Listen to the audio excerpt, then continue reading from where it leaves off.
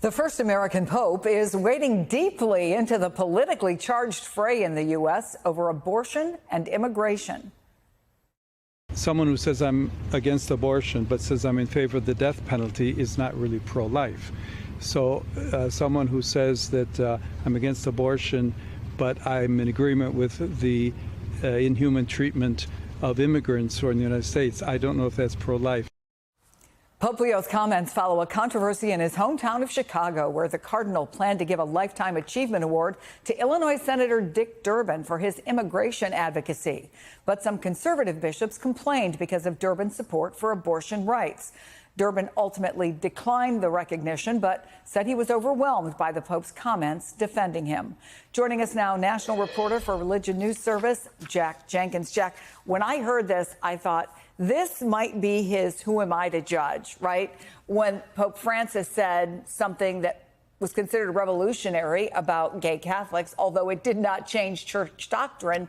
Similarly, this Pope is putting the idea of support for life in a completely different light. Tell us about it.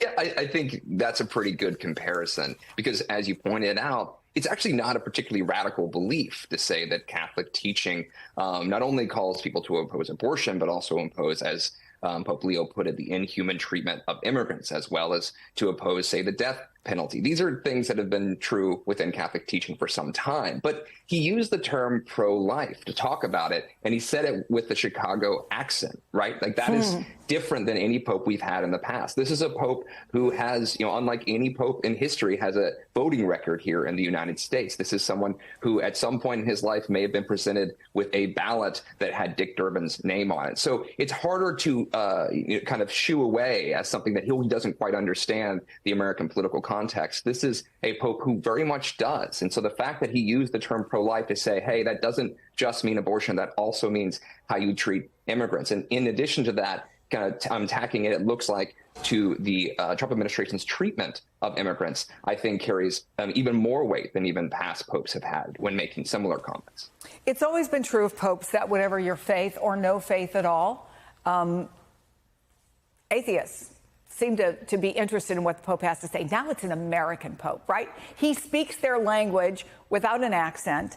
And I wonder what the overall reaction has been. And does this put certain expectations on him in terms of his worldview? It is going to be an interesting thing to watch, right? A lot of Vatican watchers have been kind of trying to figure out how best to interpret this Pope and his, the infancy of his papacy.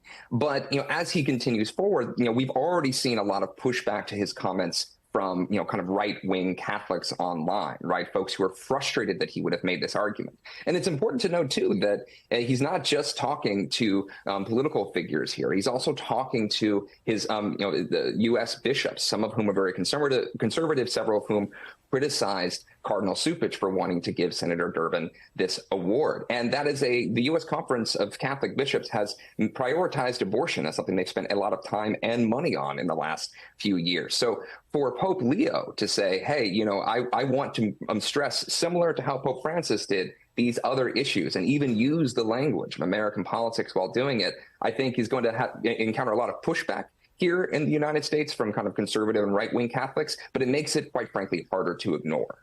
We only have 30 seconds left, but do you expect this to have any impact on the conversations that are happening in dioceses around the country?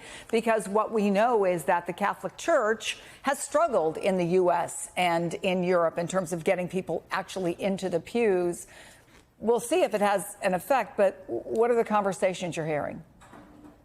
We're already hearing, it's similar to how when Pope Francis waded into the climate change debate. I think this is even probably going to have a more direct impact among Catholics, given the primacy of immigration as a political talking point here in the United States. We're already hearing some people very much celebrate what he has said and feel validated by it. These are, you have to remember, a lot of Catholics in the United States are themselves immigrants. So I feel a lot of folks here in the United States not only feel validated by his comments, but frankly feel heard. So how that plays out moving forward, we'll have to see. But it has already triggered a lot of discussion. Yeah, the confluence of politics and the Catholic faith, we shall see. But it's not like anything we've seen before. Jack Jenkins, good to see you again.